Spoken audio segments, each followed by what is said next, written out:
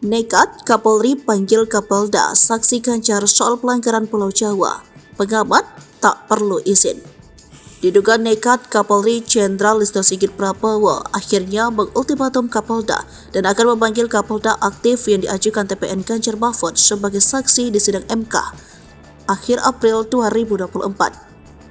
Terkait izin, Sigit dilansir dari Tribun News pada 18 Maret 2024 mengatakan masih menunggu identitas Kapolda tersebut diungkapkan oleh TPN Ganjar Mahfud. Sebab pihak Ganjar yang belum berkomunikasi dan izin kepada Polri untuk menghadirkan Kapolda di sidang MK. Terkait dengan pelanggaran yang dilakukan oknum polisi seperti disebutkan pihak Ganjar, Kapolri mengatakan jika benar maka ia tak ragu untuk memproses.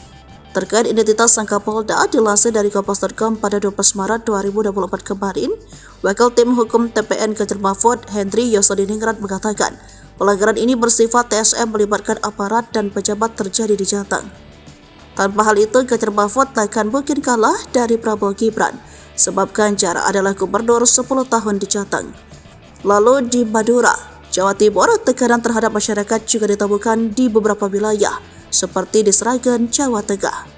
Lantas, bisakah menghadirkan saksi Kapolda aktif? Emrus Sihombing, Dewan Pakar TPN Ganjar Mahfud mengatakan, terlepas dia pejabat atau tidak, jika dia warga negara yang baik wajib hadir. Hal serupa juga dikatakan mantan Kepala Divisi Hukum Polri, Arianto Sutadi. Seorang saksi wajib hadir jika hakim pengadilan yang memanggil tidak perlu izin Kapolri.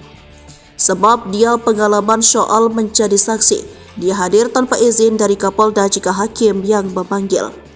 Namun dosen STHI, Bivitri Fitri menilai, inilah persoalan kejadian serupa pernah terjadi di tahun 2019 saat tim Prabowo Sandi mengajukan saksi dari aparat. Sayang saat itu tak bisa hadir karena pihak MK menolak atau tidak mau memanggil saksi sehingga tidak hadir. Peluang apakah bisa hadir ditanggapi Ketua Indonesia Police Watch, Sugeng Teguh Santoso. Ia justru meragukan kehadiran Kapolda dalam sidang MK nanti, sebab terkait izin dari Kapolri.